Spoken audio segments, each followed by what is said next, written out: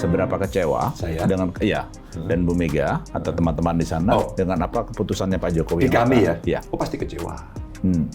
Karena kita dulu merangkai sebuah kebersamaan. Cuma persoalannya itu kadang-kadang pemilih kita terjebak pada gimmick-gimmick gitu. Gimik boleh, tapi menjelaskan yang lain harus. Dipersepsikan menyerang terkait banyak isu ya, khususnya yang paling utama hukum misalnya. Teman kami salah aja kami koreksi. Tekanan itu emang dirasakan atau gimana sama Mas Ganjar? Maka saya bilang ketika kita sudah benar ada yang menghalangi, tabrak. Apakah ini berpengaruh terhadap logistik? Nanti mas itu saya bantu. Sekarang nggak kontak lagi. Apa kata daerah?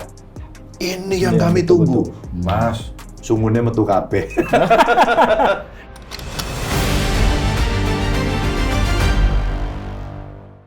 Bertemu kembali dengan Info A1 bersama saya Arifin Asdad dan Saya Ipang Wahid, kita akan membahas info jalanan dan info langitan, Mas. ya. Gus, kebetulan kita ini berada di salah satu tempatnya Mas Ganjar ini, Gus. Safe house. Safe house ya, Mas Ganjar Pranowo ini. Iya. Ya, dan saya Kita kira bisa disembunyikan ke sini. memang cukup menarik sebetulnya untuk membahas perkembangan politik, terutama dari sisi timnya Mas Ganjar, Betul. ya, Mas Ganjar dan koalisinya. Betul. Karena dalam beberapa hari terakhir ini dinamikanya lumayan tinggi. Lumayan tinggi. Dan saya kira Mas Ganjar dan juga Ketua Umum PDI Perjuangan, Bu Megawati itu masih tetap kelihatannya kok kencang sekali. Gaspol. Iya. Ya, terakhir kemarin Gus dalam pertemuan di Rakornas relawan. Rakornas Relawan ya. Di Kemayoran itu keras ngomong Ibu Bu tuh. Mega itu paling nggak dua hal, Gus. Iya. Satu, ya beliau menyampaikan bahwa penguasa saat ini seperti Orde Baru. Seperti Orde Baru. Ya kan. Yang kedua, memang Bu Mega juga menyampaikan ya bahwa penguasa ini ada penekanan-penekanan. Betul. Begitu. Betul. Dan itu memang menjadi viral. Nanti kita harus mau ngecek nih sebenarnya apa ini strateginya. Karena kemarin kan kita juga mendengar katanya dengan menyerang ini malah elektabilitasnya turun. Nah, ini kita harus cross check nih ke Mas Ganjar nih. Ya, dan saya pikir memang dengan positioning seperti sekarang Mas Ganjar memang harusnya cukup challenging ya. Iya. Ya dalam merespon situasi saat ini ya, bagaimana kalau memang elektabilitasnya turun, itu bagaimana Mas Ganjar harus kerja keras untuk meningkatkan kembali kan. Padahal dulu sebelum rame Mas Ganjar bisa nomor 1 elektabilitasnya. Dan saya juga mau ngecek karena bidang saya komunikasi politik. Saya kepengen tahu nih kalau misalnya Pak Prabowo kan jelas melanjutkan. Kalau Mas Anies jelas perubahan. Nah, ini Mas Ganjar nih apa positioningnya nih? Ini kita harus konfirmasi nih. Termasuk kalau dulu kan dukungan Jokowi kuat sekali terhadap beliau. Bahkan sekarang dulu ada rambut putih, bahkan udah dibikinin kostum hitam putih segala ya. Garis-garis sebetulnya itu, ya. Juventus. Dan jangan lupa Gus, dulu pada saat Mas Ganjar itu dideklarasikan oleh Bu Megawati, oleh PDIP, kemudian Mas Ganjar itu satu pesawat loh Gus ke Solo. Oh iya. 4 jam atau 5 jam. Iya, kan itu kan menunjukkan sekali bahwa sebetulnya 40 menit, 50 menit. Pak Jokowi berada di mendukung Mas Ganjar. Betul. Tapi kan sekarang sudah berubah, Gus. Ya. Berubah itu sama kayak mirip ini, kasusnya Rocky Gerung. Rocky Gerung ini juga cukup lucu ini. Berubah juga. Bumbu politik ya. Iya. Iya, pada saat itu Rocky Gerung dipolisikan oleh PDIP. Karena pernyataannya yang mendiskreditkan Pak Jokowi. Iya. Itu. Dan ternyata zaman berubah. Situasi berubah. Situasi berubah. Ya, ternyata mereka juga sama kita. Gitu kan, akan mencabut gugatan itu, laporan itu karena merasa sama. Ternyata memang ya seperti itulah disampaikan oleh. Kira-kira Rocky Gerung akan ditarik aja di timnya Mas Ganjar ini. Kalau ditarik menarik, Gus.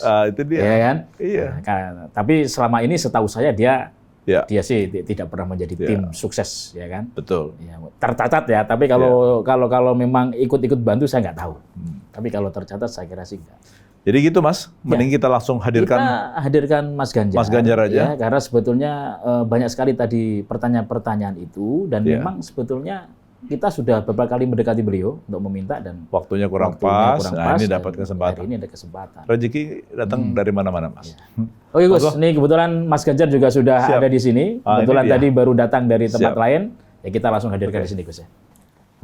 Ganjar, matur nuwun sangat. Aduh, terima kasih. Iya. Terima kasih. Saya di sini ya. Sini Mas Ganjar.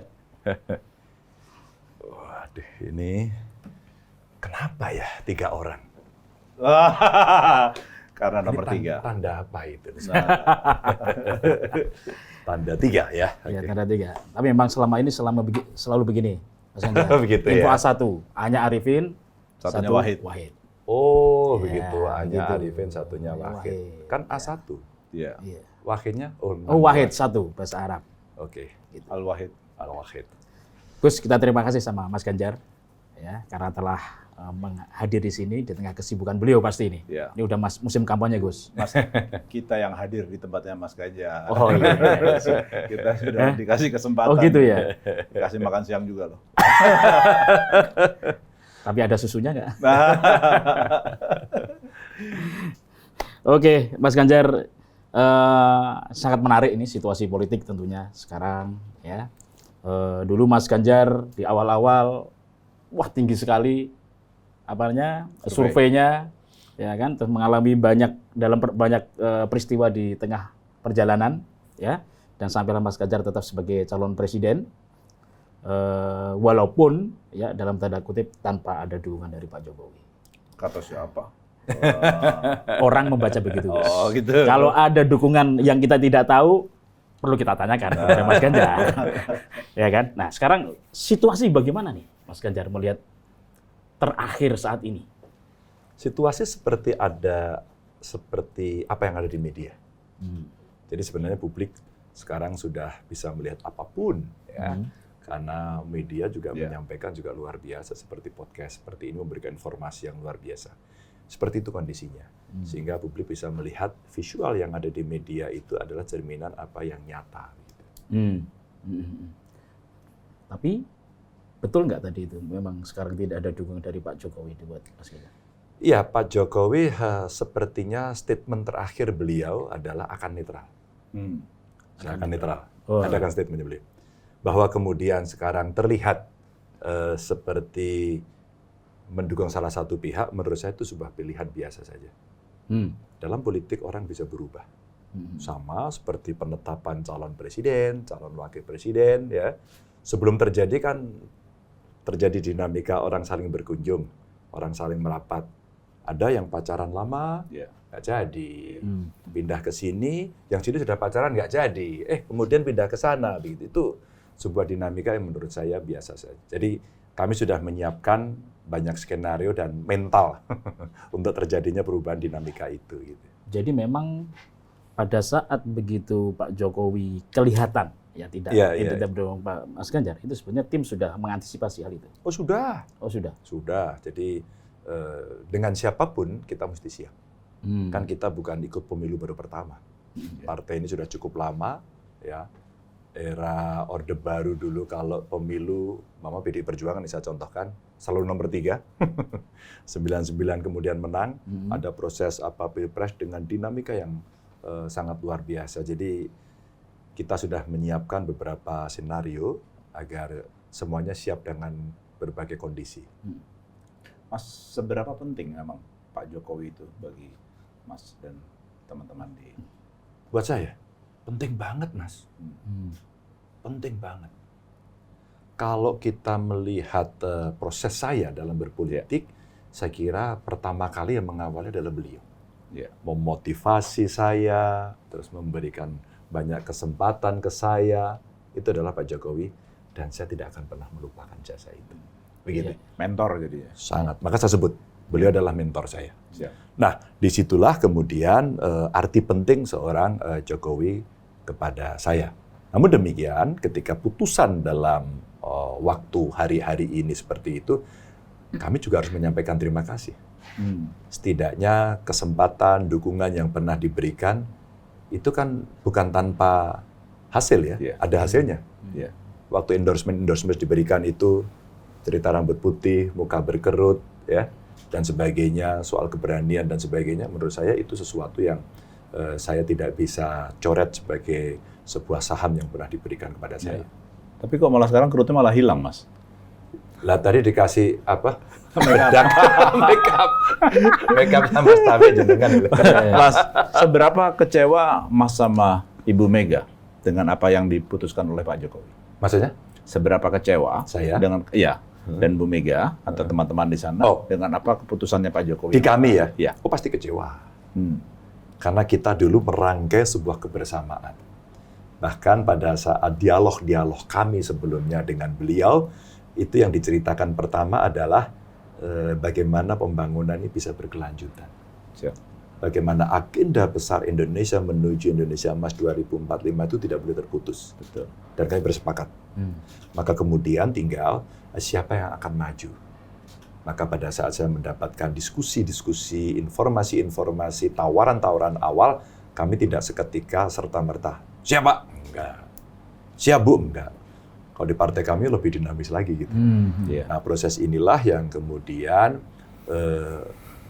buat kami itu sesuatu yang ya kalau kita rencanakan sudah baik, terus kemudian tidak bisa kita laksanakan bersama, ya kan nggak mungkin saya bilang nggak kecewa. Tapi kami bukan orang yang menangisi, meratapi situasi, tidak. Kita selalu bicara kalau dalam manajemen itu, kalau kurva kita turun ya second curve, kurva keduanya mesti kita siapkan. Dan itu skenario yang kami sudah mitigasi. Sebetulnya kapan terakhir bertemu dengan Pak Jokowi, Mas Ganjar maupun Bu Mega? Atau pertemuan bertiga? Terakhir kalau pertemuan bertiga sudah sangat lama ya. Rakernas. Rakernas. Kan ada pidatonya. Saya sudah bisik-bisik pada Pak Ganjar, nanti kalau sudah dilantik langsung gaspol, langsung konsentrasi pada pertanian. Ya, kedaulatan pangan. Jadi itu pada saat itu ya terakhir. Bersama Bu Mega ya. Tapi kalau saya dengan beliau pada saat makan siang. Ya. Tadi kan simulasi kita. Iya. Yang apa sayurnya pakai apa itu kalau nggak salah? Ya? Sayurnya apa itu? Oh, macam-macam. Macam-macam. Enak ya. Bukan sayur asem ya. Ini maknanya ya. Ini kalau wartawan nanya gitu ya. Sayur asem. Jadi Mas Ganjar, apa yang membuat kemudian akhirnya kan tadi antara Pak Jokowi, Mas Ganjar sama Bu Mega kan ada satu keinginan bersama gitu tadi ya. Apa yang membuat akhirnya terputus? Kami tidak tahu. Kan tanggal 21 April saya ditetapkan sebagai calon. Saya kontak-kontakan dengan beliau. Pak Jokowi, mohon Bapak bisa berkenan hadir. Saya akan merasa makin percaya diri kalau ada Bapak. Karena Ibu sudah hadir. Itu komunikasi kami tanggal 20 malam. Sebelum 21 pagi. Malam Jumat.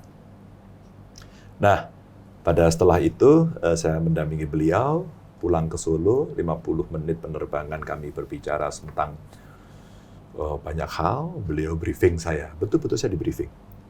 Kondisi dunia hari ini, relasi dengan banyak negara sahabat, kondisi internal Indonesia, tantangan-tantangan ke depan. Jadi sebenarnya saya waktu itu sudah merasakan bahwa ini loh PR-mu besok.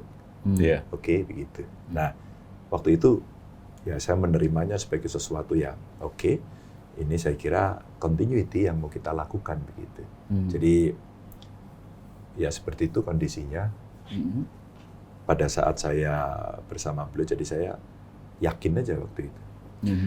Terus maksudnya dengan Bu Megawati? Kok sampai kemudian akhirnya, kan ada keinginan bersama. Iya. Begitu kemudian, wah ini udah nggak bisa bersama itu. Karena saya yakin itu bersama, maka saya tidak tahu kapan kemudian beliau mulai bersikap tidak sama dengan kami gitu. Dan itu tidak pernah terungkap. Maka saya bilang ketika kemudian mulai bergeser dan berjalan ya, oke aja. Apakah kan pada waktu di ujung nih kan sudah hampir walaupun belum clear ya, tapi Mas Ganjar memutuskan untuk dengan Pak Mahfud di saat Presiden ada di luar negeri. Apakah itu malah bukan jadi pemicu akhirnya kemudian Pak Jokowi menjadi baper atau apa? Saya tidak tahu perasaan dan pikiran beliau untuk calon kandidat yang beliau inginkan. Tapi dari awal rasa-rasanya saya yang mungkin saya GR atau mungkin dari seluruh indikasi rasanya beliau menghendaki saya untuk capres. Rasanya. Nah untuk cawapres itu waktu itu memang beliau offering beberapa nama seperti Mas Sandi, Mas Erik, Kang Emil, itu nama-nama 3 nama berdasarkan polling yang memang agak tinggi. Mas Gibran nggak masuk? Enggak, sama sekali. Kan beliau sudah statement, masih 2 tahun, terlalu muda, butuh pengalaman. Itu statement. Jadi kita tidak pernah berimajinasi sampai sejauh itu. Makanya dari 3 itu yang nanti akan dibicarakan antar partai pengusung. Jadi sebenarnya proses dinamikanya seperti itu. Tapi karena ini partai pengusung, maka pastilah pimpinan-pimpinan partai akan berbicara. Sampai kemudian Pak Mahfud lah ditunjuk. Kalau soal beliau sedang di mana, saya kira mungkin ada komunikasi, mungkin juga tidak. Gitu. Tapi otoritas dari partai-partai pengusung yang punya otoritas itu ya waktu itu diputuskan begitu. Ya. Jadi sampai sekarang tidak ada lagi komunikasi dengan Pak Jokowi ya? Tidak. Begitu juga dengan Bu Mega? Pak Jokowi dengan Bu Mega? Ya. Oh, saya kurang tahu. Oh, gitu. Tapi yang dengan Mas Ganjar dengan saya tidak. Oh gitu. Ya terakhir sih ya itu aja. Nah, gitu. Dan nggak ada upaya untuk kemudian berkomunikasi lagi dengan Pak Jokowi? Sebagai seorang sahabat, teman, mentor, orang yang berjasa, tentu kalau ada kesempatan yang memungkinkan, pasti kami ingin. Tapi sebagai sebuah psikopolitik sudah cukup. Sudah cukup. Karena itu yang membuat nanti kita ragu. Dan saya bukan peragu soalnya. Ya. Dengan tidak adanya Pak Jokowi, ya dukungan dari Pak Jokowi ya, sebenarnya pengaruhnya besar nggak sih terhadap elektabilitas Mas Ganjar? Oh pasti pengaruh. Namanya dukungan dari incumbent yang sedang menjalankan pemerintahan itu pasti berpengaruh. Karena kita tahu pasti instrumennya juga akan mempengaruhi. Dan itu bohong kalau saya mengatakan tidak berpengaruh, pasti ada pengaruh. Tapi sebagai politisi, sebagai orang yang pernah mengikuti seluruh kontestasi pemilihan presiden, legislatif, saya sendiri maju gubernur, apalagi PDI Perjuangan dengan sejarah yang sangat panjang, kita pernah kok menghadapi situasi-situasi dinamika yang seperti itu. Maka mesti ada skenario atau plan B. Nah, plan B kita tentu ya tidak bersama Pak Jokowi. Kecuali nanti ada sesuatu yang berubah, tiba-tiba Pak Jokowi kembali. Itu akan berubah lagi. Nah, sekarang kalau disebut-sebut ya dalam survei, ya elektabilitas Ganjar menurun. Ya. Nah, bagaimana sebetulnya survei di internal timnya Mas Ganjar? Ada naik turun dalam dinamika terakhir ini. Oh gitu. Maka ketika dukungan ditujukan, saat tanda-tanda dukungan banyak mengarah ke salah satu kandidat, survei saya tergerus. Gitu tak turun. Begitu ada kasus MK, survei saya naik lagi. Tapi dikit-dikit.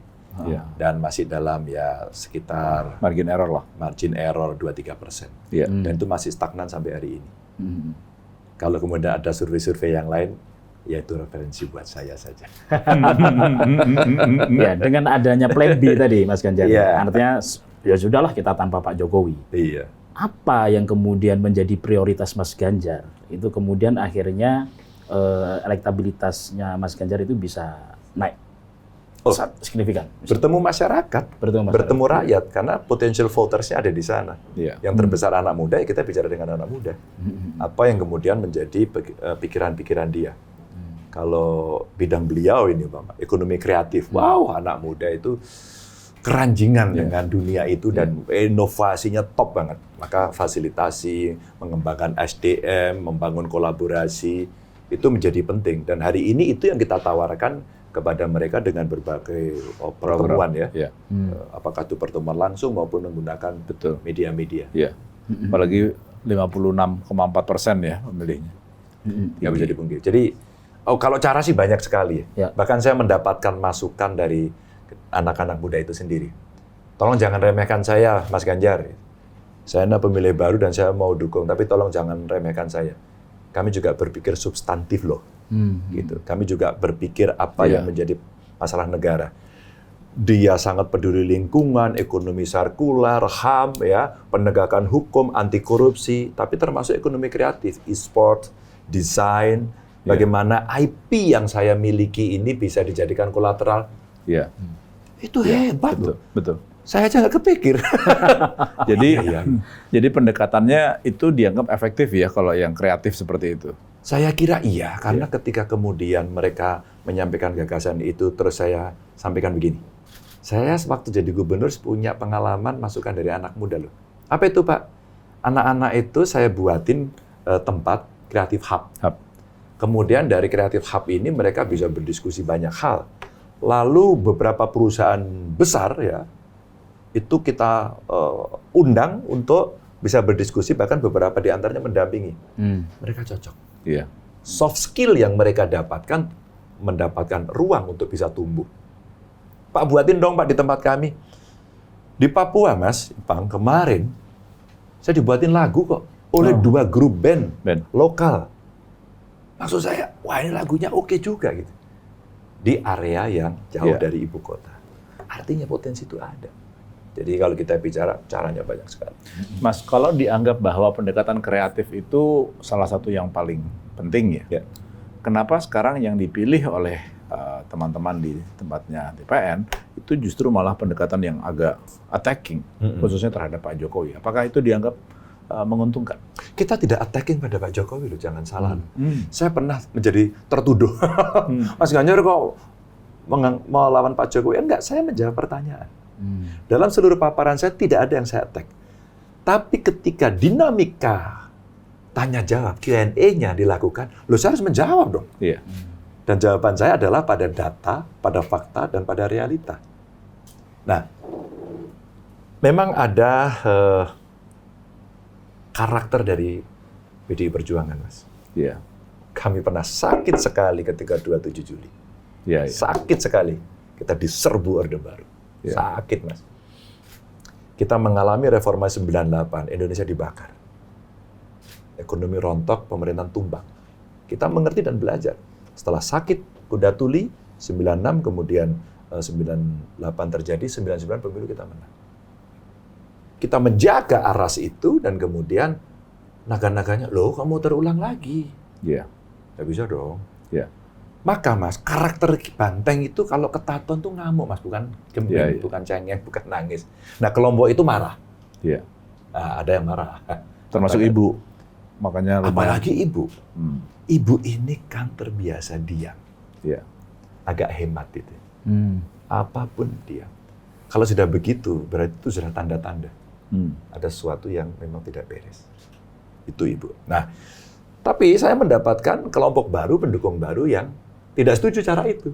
Iya. Jadi di dalam kami juga dinamis kok. Janganlah, jangan. Tapi kita harus mengedukasi. Karena politik tanpa edukasi, apa manfaatnya buat generasi berikutnya? Iya. Nah, kita sampaikan. Oke, boleh marah, boleh tegas, asal kemudian kita melihat data dan faktanya. Tapi kalau hoax jangan. Terus ada kelompok yang pengen bergembira. Dalam arti dengan isu-isu yang tadi lebih anak muda, lebih futuristik gitu, ya kita layani juga gitu. Maka spread kita memang agak lebar. Betul. Maka kenapa Mas Ipang saya undang jubir-jubir muda. Oke. Dan saya lamar, saya melamar Anda. Ya saya menemukan Novi Basuki, itu kan ada Seno ini saya temukan waktu di SMA. Kemudian saya ajak para influencer muda. Kalian bicara dong. Tolong dong pikiran saya ini, Ganjar Mahfud ini, kalian terjemahkan dalam rasa bahasa Anda. Iya. Itu sebenarnya untuk mengimbangi itu. Jadi yang gaspol sini, tabrak begitu, tapi ada yang lebih diplomatis. Ya, dengan melakukan edukasi tadi, Mas Ganjar, positioning-nya sekarang Mas Ganjar itu kan sebetulnya dalam tanda kutip kurang menguntungkan ya. Maksudnya begini, untuk mendukung atau melanjutkan Pak Jokowi mungkin nggak bisa ya kan, karena ada Pak Prabowo gitu. Tapi kalau di sisi sini yang kemudian memang mengkritisi dalam upaya menyempurnakan, memperbaiki, ada di sini ada kelompok lain, ada Mas Anies. Nah, dengan posisi yang seperti begitu, tetap masih bisa efektif untuk melakukan edukasi politik. Justru pasangan nomor 3 itu yang paling rasional, karena kami waras. Apa? Yang punya Pak Jokowi bagus, berjalan, jalan terus. Statement saya soal IKN apa? Jalan terus. Jalan terus. Dan itu statement saya sebelum terjadi gonjang-ganjing. Saya konsisten. 2, ketika kemudian ada yang belum beres, dan itu di jalan yang benar, tugas kami membereskan. Ingat kasus Wadas? Yang dibully siapa? Ganjar. Itu proyek siapa? Strategis nasional. Punya PUPR. Tapi kemudian saya sampaikan bahwa saya nggak bertanggung jawab, itu punya pusat. Enggak, Mas. Saya bagian dari NKRI. Saya tanggung jawab. Apapun yang terjadi. Sampai kemudian beres. Nah, yang tidak beres, tugas saya memperbaiki. Nggak akan kita pakai, kita potong. Jadi kami yang paling tegas. Kalau orang bilang, kami akan melanjutkan. Yang kamu lanjutkan yang mana? Kalau yang kamu lanjutkan yang, apa istilah kita, kacamata kuda, pokoknya dilanjutkan, ya nanti dulu. Kalau kemudian mau kamu tolak, apa yang mau kau tolak? Orang sudah jadi begitu dan bagus kok gitu. Iya. Kami yang paling rasional. Iya. Maka posisi kami sedang tidak diametral dengan pemerintah. Kami hanya ingin merasionalkan apa-apa yang terjadi fakta hari ini, tantangan ke depan, dan kemudian kami menarik garis yang kira-kira ini bisa dilakukan percepatan. Tapi bagaimana mengkomunikasikan itu sementara waktu hanya tinggal 2 bulan seperempat? Sun Tzu bilang itu perang jangan lama-lama. Maka waktu pendek inilah tantangan tim kami untuk menyampaikan keluar. Maka kemarin hari pertama test case. Test case hari pertama. Kita compare yuk dengan yang lain. Di hari pertama 100 sekian billboard yang aktif gitu ya, terpasang semua. Tek, bus. Hari pertama kami on scenario, kami dari Merauke, Iya. Pak Mahfud dari Sabang. Kita bercerita pada 2 isu yang kami tangani. Ya. Satu desa, satu rumah layanan kesehatan, satu tenaga kesehatan. Iya. Pak Mahfud bicara bagaimana kita mesti membantu mensejahterakan guru agama. 2 isu kami lempar. Iya. Clear? Nah, tinggal, benar karena waktunya pendek, kami akan berdisiplin. Iya. Pada soal isu berikutnya, isu berikutnya, isu berikutnya. Seluruh materi sudah ada, tinggal besok kita lempar. Tom satu-satu. Kita belajar dari ilmunya beliau. Gitu. Pas mau tanya nih, terkait masalah isu ya. Iya. Ini kan banyak Mas sendiri mempertanyakan bahkan dipersepsikan menyerang terkait banyak isu ya. Khususnya yang paling utama hukum misalnya. Iya. Nah, apa nggak khawatir? Karena kan pertama cawapresnya sendiri Menko Polhukam, ada Pak Yasona sendiri yang Menkumham, terus ada beberapa ASN, Mas Azwar. Itu apa nggak takut backfire? Tidak. Sekali lagi kami ini waras kok. Teman kami salah aja kami koreksi. Suatu ketika saya ngobrol dengan Pak Jokowi. Baik Pak, kami akan jalan, kami akan berkeliling Indonesia. Iya. Pak, umpama ada kebijakan Bapak yang tidak pas, apakah boleh kami mengkoreksi di depan umum? Boleh, silahkan. Pak Jokowi tidak anti kritik. Ya. Hukum. Wah, Ganjar nyerang Jokowi. Saya tidak pernah nyerang Jokowi. Dalam paparan saya tidak ada satupun yang nyerang. Hanya pada saat terjadi Q&A itu tadi. Mas Ganjar, itu kan Uceng yang nanya itu. Zainal Arifin Mokhtar ini, adik kelas saya. Dia bilang gini, Mas Ganjar, dengan kejadian-kejadian akhir-akhir ini, kira-kira begitu pertanyaannya. Berapa nilai penegakan hukum Indonesia? Anda bicara kemarin di mata Najwa 7 loh gitu. Saya bilang, dengan kejadian ini jeblok. Angkanya 5. Sebenarnya saya menjawab itu. Lalu pertanyaannya, benar nggak fakta itu? Civil society berteriak. Mas, media asing seluruhnya berteriak. Dan kita mengatakan nilainya baik. Nggak yakin, silakan disurvei. Tapi kan ada Pak Mahfud. Loh, Pak Mahfud sendiri yang Menko Polhukam ikut mengkritisi keputusan itu. Beliau hukum tata negara. Sudah mengatakan keras. Jadi Pak Mahfud nggak tersinggung. Karena kasus itu. Makanya kemudian kami tidak pernah ragu untuk menyampaikan itu. Dan mohon maaf, Mas Ganjar nanti popularitasnya surut. Tidak. Kalau ini putih katakan putih, kalau ini hitam katakan hitam. Mantap. Jangan karena kemudian kita mau ngambil elektoral, ini kita katakan hitam, yang ini dibalik katakan putih. Maaf, itu bukan saya. Hitam dan putih, walaupun sudah nggak ada garis-garis. Nah, iya. Tidak mau garis-garis lagi kita. Tahu nggak kenapa garis-garis nggak ada? Karena sudah tidak terpenjara lagi. Mas Ganjar, mungkin tidak menyerang Pak Jokowi. Ya, mungkin dalam hal ini menyerang kebijakan. Nggak juga. Menyerang kebijakan yang dilakukan oleh Pak Jokowi. Loh, kalau kebijakan memang semua kebijakan benar. Iya, ya maksudnya. Iya. Gini, aku cerita nih. Saya itu dekat sekali sama Pak Jokowi. Iyalah. Dan saya menyampaikan terima kasih atas dukungan Pak Jokowi selama ini kepada saya. Orang pertama yang telepon, mungkin saya klaim, itu saya. Ketika Pak Jokowi pertama kali jadi presiden. 2014. Apa coba, Mas? Menaikkan BBM. Ingat nggak kampanye beliau waktu itu? Iya. Tidak akan menaikkan BBM. Itu menaikkan. Saya telepon beliau, izin Pak Presiden. Ini masyarakat gelisah. Karena baru kemarin. Saya sampaikan, oh iya. Terus saya dijelaskan. Tapi Pak Gub, waktu itu saya gubernur. Tapi Pak Gub, kondisi APBN kita begini. Iya Pak. Tapi kalau Bapak tidak melakukan penetrasi dulu, kami yang repot di lapangan ini pendukung semua. Satu. Iya. Tapi kami harus menaikkan. Ya sudah Pak, saya sudah menyampaikan. Kedua, ketika petani tembakau, waktu itu soal cukai tembakau. Iya. Pak, ini harga tembakau lagi turun Pak. Ini semua pendukung Bapak. Kita hanya minta tunda. Ini kebijakan. Ditunda sama beliau. Jadi ada yang kemudian beliau tetap melaksanakan, ada kemudian beliau tertunda. Maksud saya, dalam relasi politik, jangan memitoskan seseorang. Jangan mengkultuskan seseorang. Dan Pak Jokowi terbuka. Beliau mengiyakan. Bahkan beberapa kebijakan seringkali mengundang kepala daerah bagaimana baiknya. Itu demokratis. Asik juga gitu. Tapi kalau melihat situasi terakhir-terakhir ini Iya. terkait dengan kasus penegakan hukum dan lain-lain, Mas Ganjar masih melihat Pak Jokowi seperti dulu atau sudah berubah? Berubah. Perubahannya ke arah seperti apa, Mas Ya Ganjar? berubah karena sebenarnya kontrolnya kan bisa dilakukan toh. Oleh beliau sebagai presiden maksudnya? Iyalah. Iyalah. Saya membela beliau ketika istilah cawe-cawe keluar. Iya. Pak Ganjar, Pak Jokowi mau cawe-cawe, diseranglah beliau. Saya lawan. Maksudnya cawe-cawe itu Pak Jokowi akan cawe-cawe agar proses demokrasi dan demokratisasi ini berjalan dengan baik. Pasti beliau cawe-cawe. Kalau ada yang merusak, beliau akan turun tangan. Saya bela. Tapi ketika kemudian hari ini persis seperti ini dan semua didiamkan, ya oke sudah berubah beliau. Jadi Anda kecewa juga dong Pak Jokowi? Saya sampaikan di depan tadi. Iya. Kecewa. Kecewa sekali. Jadi kalau melihat Pak Jokowi sekarang, ya apa sebetulnya satu kata untuk Pak Jokowi, Mas Ganjar? Kalau melihat Pak Jokowi saat ini?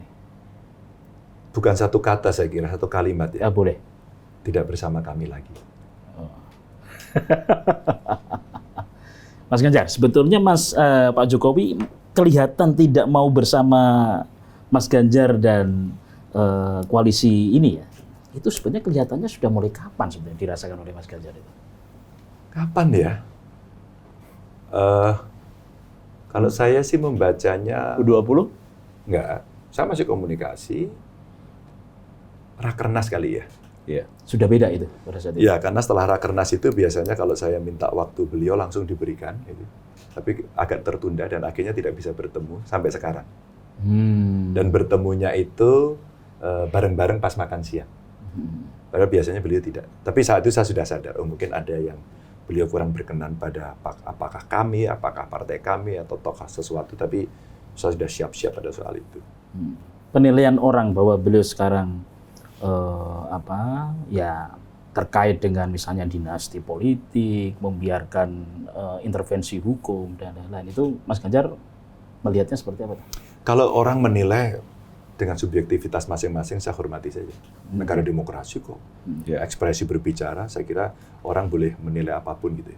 Tapi buat kami, sudah pada sebuah keputusan-keputusan ya sudah, itu sikapnya di situ. Izin atau tidak izin ya itu aja. Kami hormati aja. Dan sebetulnya banyak kelompok yang kemudian melihat hal itu, sekarang berada di kelompoknya Mas Ganjar ya? Saya kira ini termasuk bagaimana kita mengawal Indonesia bernegara, berbangsa. Setelah reformasi, Mas. Itu semua agenda reformasi loh. Kalau kita berkhianat pada itu, mahasiswa meninggal pada saat itu. Situasi Indonesia dibakar pada saat itu. Kekacauan terjadi dan pemerintahan tumbang. Dan kita pengen baik.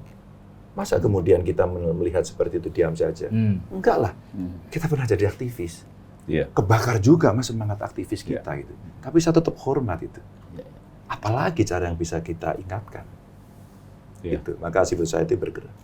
Mas, dengan tidak sejalannya lagi Pak Jokowi dengan Mas Ganjar dan tim, apakah ini berpengaruh terhadap logistik yang tambah susah?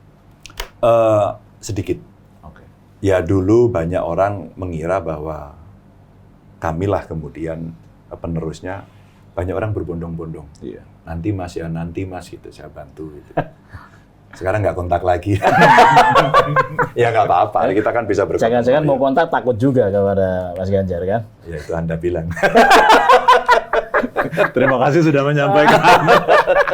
Nggak, saya fair aja. Maksud saya ini juga obrolan yang mendidik gitu ya. Dan tidak ada kebencian sama sekali pada siapapun gitu. Tapi benar Mas Ganjar, sekarang ada orang yang mau foto sama Mas Ganjar aja takut gitu ya? Ya, kemarin di Jogja jalan-jalan, terus kemudian ada ibu-ibu mau foto, enggak gitu. Tapi ada satu ibu yang berani. Dia lari, terus mau foto, saya ngingetin, Ibu PNS ya. Bentar Pak, saya copot dulu. Dah Pak, nggak apa-apa, foto. Ada. Tapi yang lain, kalau saya datangi, pergi. Itu sebetulnya sama yang dialami oleh Mas Anies dulu katanya. Dia pernah cerita juga begitu. Oh, saya waktu jadi gubernur juga begitu. Oh gitu pernah terjadi hal demikian. Jadi biasa saja. Jadi ya seperti hantu saya sekarang. Kalau dekat orang-orang takut. Tapi nggak apa-apa. Mungkin mereka ingin menunjukkan netralitas, saya kira baik. Kita harus berpikir positif, itu akan baik. Iya, oke. Mas Ganjar, 3 capres kemarin sudah bersepakat ya kan, untuk menjalankan pemilu ini dengan damai, dengan netral. Anda yakin pemilu ini akan netral? Saya berharap di kalimat saya waktu itu diceritakan, saya hanya sampaikan mudah-mudahan itu sebuah kejujuran dari pikiran, hati, dan perbuatan nanti. Itu aja. Tapi dengan melihat situasi seperti ini, Anda yakin? Buat saya harus siaga. Oke. Harus siaga ya. Terkait suara di Jawa Tengah, Mas. Dengan adanya Mas Gibran, pasti akan menggerus. Gimana strateginya? Apakah berubah atau bagaimana? Jawa Tengah kandang banteng. Kalau ditekan makin kenceng, dia akan makin solid. Saya kira tidak akan berubah. Justru sekarang semangat kawan-kawan di bawah luar biasa. PDI Perjuangan luar biasa, relawan luar biasa. Bahkan kemarin ada yang agak sinis sih, saya agak nggak suka itu. Tapi divideokan juga. Kami masyarakat di Sumber mendukung Ganjar gitu. Sumber Solo. Itu waduh ini pakai video-video begini. itu spirit wong cilik begitu. Tapi sekarang petanya seperti apa Mas Ganjar untuk memenangkan pertarungan ini? Misalnya ya Jawa Tengah kira-kira berapa dikuasai, Jawa Barat seperti apa, Jawa Timur? Saya kira untuk Indonesia Timur, NTT, mungkin NTB kita akan bekerja keras dan sana ada Tuan Guru yang bisa membantu. Bali kita akan solid, Jawa Timur kita masih unggul, tapi kita kejar-kejaran juga karena itu jadi battleground ya di sana. Jawa Tengah insya Allah kita bagus, Jawa Barat kita berat, Banten kita berat. Nah makanya Banten dan Jabar ini sekarang menjadi perhatian kita. Ya. Kalau ke Sumatera itu kira-kira Lampung kita masih oke, Sumut kita kemarin masih oke, cek, Sumbar, Rio Kepri kita masih akan berjuang, Bengkulu, Jambi, rasanya kita juga akan bekerja agak sedikit keras dengan Sumatera Barat. Sumatera Selatan kita lagi berlomba-lomba, kita naik terus di sana, itu peta yang ada. Kalimantan mungkin antara tengah sama barat. Kita agak oke. Selatan agak susah. Ya, selatan betul petanya sudah tahu. Itu Sulawesi Utara yang kita berani jamin gitu kayaknya. Tapi yang Sulsel kita pertarungannya keras. Makassar sudah 5 kali loh ke Sulsel. Gitu. Jadi petanya kita udah tahu persis. Setiap gerak jalan 1 juta semua yang datang ya. Makassar. Mau capres 1, 2, 3 semua sama. Enggak. Saya 10.000 kok. Oh gitu. Cuma 10.000. Kita 10.000. Oh, bukannya banyak waktu itu juga? Iya, kita ngundangnya 10.000. Yang datang lebih dari itu. Ya pokoknya jalannya penuh itu aja. Gitu. Kalau 1 juta nggak mungkin. Nggak mungkin ya. Kan masa begitu. Masa kita mau bohong-bohongin orang, jangan. Iya. Mas, ini dipilihnya Pak Mahfud ya? Iya. Itu kan menurut banyak orang berpikir yang dibutuhkan sama Mas Ganjar itu adalah orang yang kuat Jawa Barat. Kenapa dipilih Pak Mahfud? Kenapa nggak Kang Emil atau Sandi gitu? Kenapa Pak Mahfud? Saya kira lebih kepada kebutuhan yang ideologis. Oh. Dan begitu dipilih Pak Mahfud, kejadiannya benar ya, problem hukum banyak muncul. Pak Mahfud cerita kepada saya pada akhir diskusi. Karena beliau diskusi dengan saya cukup lama sebenarnya. Mungkin publik aja tidak melihat tanda-tandanya. Waktu beliau cerita berdiskusi dengan ibu itu hanya bicara bantu membereskan problem hukum. Dan saya yakin Pak Mahfud bisa. Siap Bu. Anda nggak usah cari uang, kalau perlu minta saya. Terus salaman. Jadi para pimpinan partai pengusung kami ini sampai pada putusan itu mungkin sudah berdiskusi pada sebuah pilihan-pilihan yang akan kita hadapi besok itu tidak mudah. Iya. Dan problem utamanya nyatanya memang hukum. Gitu. Iya. Dan Pak Mahfud saya kira orang yang benar. Meskipun di era Gus Dur dulu dijuluki peluru tak terkendali gitu ya. Iya. Tapi ketika soal kendali dan tidak terkendalinya itu untuk kebaikan menurut saya baik. Itu. Iya. Pak Mahfud yang masih berada di dalam pemerintahan sebagai Menko Polhukam, ini sebetulnya menguntungkan timnya Mas Ganjar, menguntungkan Mas Ganjar atau sebetulnya seperti apa, Mas Ganjar? Biasa saja sih. Tapi kalau saya cara berpikir positif saya untung. Untung pertama adalah beliau Menko Polhukam. Sehingga seandainya terjadi tindakan-tindakan negatif terkait dengan para penegak hukum, aparat-aparat yang bisa jagain ya. Setidaknya beliau akan mendapatkan laporan itu. Itu sisi menguntungkan. Mungkin yang lain ya orang akan berbicara soal problem etis saja. Iya. Kalau problem etis sebenarnya ya ketika yang ada di kabinet itu kemudian tidak boleh dan semua harus mundur dan semua mundur, saya kira itu tindakan fair. Tapi kemarin kan sudah keluar PP, tidak usah mundur gitu. Iya. Ini resiko yang kita pilih. Tinggal saya ingetin aja. Tapi jangan sampai kemudian itu mempergunakan fasilitas negara itu aja. Nah, itu. Hari ini masih ngomongin etis agak susah ya Mas. Agak sulit ya. Tapi harus terus diomongkan sih. Iya. Betul. Etika sih. Betul. Karena unik masalahnya. Yang satu bilang perubahan, yang satu bilang baru gitu, lanjutkan, yang satu berbeda juga gitu. Tapi tiga-tiganya masih dalam satu perahu kabinet itu kan. Bingung juga nih posisi politik masing-masing Ya ya. nggak usah bingung. Dijalanin aja. Memang proses demokratisasinya itu butuh maturitas gitu. Betul. Kita belum bisa bercerita sangat ideal kok. Iya. Ya paling ideal semuanya mundur.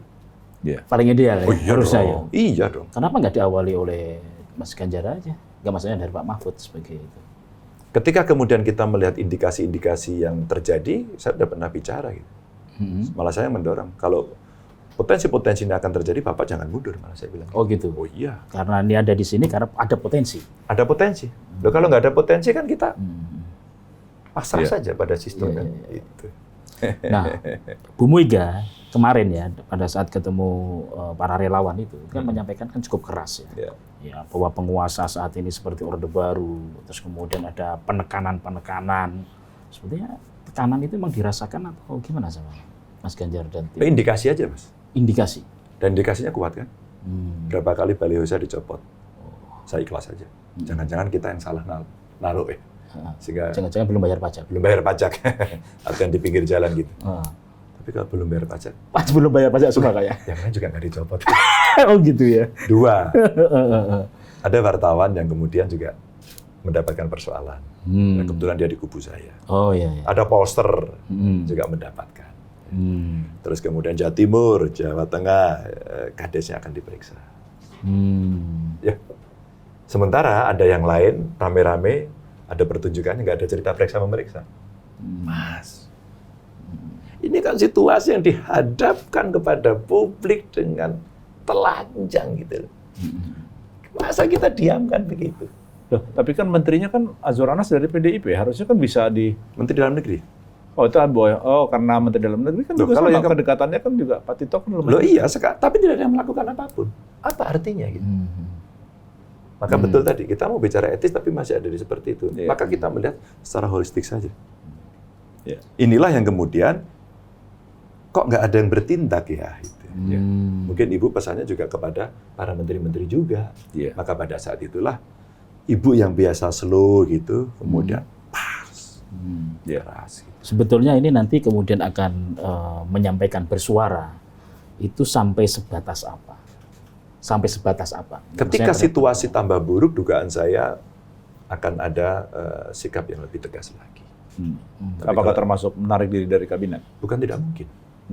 Tapi sampai hari ini yang luar biasa dari Bu Mega, tetap dukung Jokowi yang ada di pemerintahan sampai akhir. Luar biasa. Sampai detik ini Ibu masih begitu. Bahkan awal-awal itu ketika belum terjadi ya kejadian MK dan sebagainya, jangan serang Jokowi, jangan kritik Jokowi. Karena itu bagian dari kita. Itulah konsistensi kita. Wah, semuanya gini-gini gimana sih Bu? Ya, tapi itulah Ibu bagaimana menjaga. Ini soal apa namanya kenegarawanan saja. Ya, makanya ketika kemudian saya ada sedikit begitu, ada komentar yang lain berbeda, itulah dinamika kami dan pada ujungnya kemarin saya juga ngeliat Ibu. Oke. Dan saya datang terlambat. karena memang jadwal saya agak malam. Bu, teman-teman ini nunggu, Bu. Sikap dan komando dari Ibu. Kamu tadi nggak dengerin pidato saya sedikit sih, Bu, tapi saya belum melihat yang dengar gitu. Aku tadi sudah perintahkan sama mereka. Itu pas perintahkan tuh begini. Nah, pada saat itu, aku langsung pidato. Begitu saya pulang, udah dikirimi. Mas, video itu, video rekamannya Ibu. Wow, gitu. Begitu tersebar gitu. Apa kata daerah? Ini yang kami tunggu. Mas, sungune metu kabeh. Ini wow, udah daihat. Jadi dengan pernyataan Bu Mega kemarin itu, jadi sekarang baru sebetulnya mulai. Ya, sekarang kemudian baru bergerak gitu ya. Apa merasa girohnya keluar. Girohnya keluar. Semangatnya keluar, panas lagi gitu kan. Tapi saya ingetin tetap jaga aturan, jaga sopan santun. Maka saya bilang ketika kita sudah benar ada yang menghalangi, tabrak saya bilang. Mas, terkait intimidasi tadi ya apapun yang disebut tekanan ya, terkait tekanan ya. Kan Pak BG sendiri, Kepala BIN itu kan dianggap cukup dekat sama Ibu. Ya. Artinya kan harusnya memiliki kemampuan untuk menetralisir atau melakukan hal yang sama terhadap yang lain nih. Gimana? Apakah mungkin? Saya tidak tahu malah ya apa yang mungkin dan tidak mungkin untuk bisa dilakukan. Tapi setahu saya karena tindakan-tindakan ini kan dilakukan oleh bukan BIN kan gitu. Dia nggak tahu. Ya mungkin aja. Tahu. Ya. Artinya yang melakukan tekanan-tekanan itu kan kalau mereka melaporkan kan lebih pada unsur-unsur APH sebenarnya. Kan. BIN tidak termasuk APH ya? Bukan. Dia bukan penegak hukum. Ya. Tidak punya kewenangan untuk penyelidikan. Meskipun bisa jadi di antara namanya institusi. Ya. Institusi dan ada orangnya, ada oknumnya orang yang bisa, kami tidak menutup kemungkinan. Ya. Dan saya tidak tahu apakah institusi ini masing-masing solid. Harapan saya sih solid. Ya. Tapi saya yakin hari ini tidak terlalu. Ya. Di masing-masing pasti di dalamnya akan ada pembelahan-pembelahan. Ini sebenarnya PR yang kita dorong-dorong kenapa harus netral. Waktu kita makan dulu juga Mas Anies cerita, Pak, suara di bawah itu soal netralitas loh Pak, menjaga aparatur loh Pak. Oh ya nanti saya akan kumpulkan Kapolres, Kodim akan kita kumpulkan, TNI Polri lah, termasuk ASN. Gitu. Jadi semangat Pak Jokowi juga bagus. Tapi dengan praktek ini yang mesti didorong. Ya Rudi Solo protes tiba-tiba karena kantornya disambangi polisi. Mas, saya pertanyaan terakhir nih, kalau nggak kita putus nggak selesai sampai malam ini. Pas pertanyaan saya terakhir. Posisi 3 paslon ini jelas. Mas Anies adanya di Perubahan. Pak Prabowo adanya lanjutkan. Kalau Mas Ganjar adanya di mana? Itu tadi yang paling jelas saya. Kamu mau lanjutkan yang mana? Kalau itu ada yang keliru, mau kamu lanjutkan. Proyek-proyek yang sekarang mangkrak, kamu lanjutkan apa enggak? Kalau kamu lanjutkan, kamu lanjutkan. Kamu rubah, apa yang mau dirubah? Sesuatu ini baik dinikmati rakyat kok. Maka saya bilang, skenario kami, sudah baik kita lanjutkan, ya enggak. Kalau sudah baik kok nggak dilanjutkan bagaimana? Umpama cerita, hilirisasinya kita lanjutkan. Justru kita perkuat sampai end-to-end produk. Bahkan tidak hanya sumber daya alam, apalagi cuma nikel. Bagaimana dengan batu bara? Bagaimana dengan perkebunan? Ya? Bagaimana dengan boksit? Bagaimana dengan kelautan? Bagaimana dengan industri digital dan kreatif? Itu mesti dihilirisasi. Jadi sebenarnya kita justru lebih jelas. Kami tidak mendinai sama sekali pemerintahan hari ini. Banyak yang baik yang dihasilkan kok. Yang kurang aja yang kita perbaiki. Kita yang paling rasional. Hanya diksinya saja mungkin publik tidak menarik, sehingga A1 ini akan menjelaskan dan mungkin akan menjadi menarik untuk para penonton. Mantap. Keren. Sebetulnya visi misinya Mas Ganjar ini kan sudah terus disampaikan. Ya. Saya tuh kalau ngomong sama beliau tuh sering terpukau ya masalahnya. Cuma persoalannya itu kadang-kadang pemilih kita terjebak pada gimmick-gimmick gitu. Mas Ganjar. Gitu. Anda melihat gimana? Maksudnya joget-joget. Ya. Orang boleh lah memberikan gimmick gitu, apapun. Namanya gimmick kan bagian dari marketing strategi ya. Tapi maksud saya, kalau saya, posisi kami itu tetap harus mengedukasi publik. Kan tidak bisa, maka saya contohkan tadi, kami anak muda. Kami tidak mau hanya dikasih gimmick. Substansinya apa? Lu bisa apa buat kami? Kami punya masalah ini, you bisa selesaikan nggak? Isu perempuan, isu disabilitas, lingkungan, ya, digital, literasi yang kurang, Masa kami kemudian hanya dikasih itu? Iya. Gimik boleh, tapi menjelaskan yang lain harus. Maka pada pilihan-pilihan itu ada orang yang bilang, Anda kurang gimik. Tapi saya sampaikan, enggak, kami bertahan untuk mengedukasi yang lebih pada substantif. Tapi gimik yang lain juga barangkali diperlukan, ya kita akan bikin. Maka pada saat saya bilang, Mas, wow, Hunger Games itu, melawan otoritarian, pas, kok ya angkanya 3? Itu namanya ilmu otak adik gadok. Itu pas, mungkin Allah yang kali kasih saya. Baik. Siap, Gus, sudah sangat sangat lama kita bicara dengan Mas Ganjar. Dan terima kasih banyak. Mas Ganjar. Ya, sukses mudah-mudahan selalu. Sukses, dimudahkan, walaupun pasti ya banyak tantangan-tantangan yang terjadi yang dialami ya. Biasanya tantangannya banyak itu suksesnya akan lebih terasa powerful. Amin ya rabbal alamin. Aminnya nggak boleh satu kata. Amin ya rabbal alamin. Matur nuwun sangat selalu. Terima kasih. Ya. Yuk.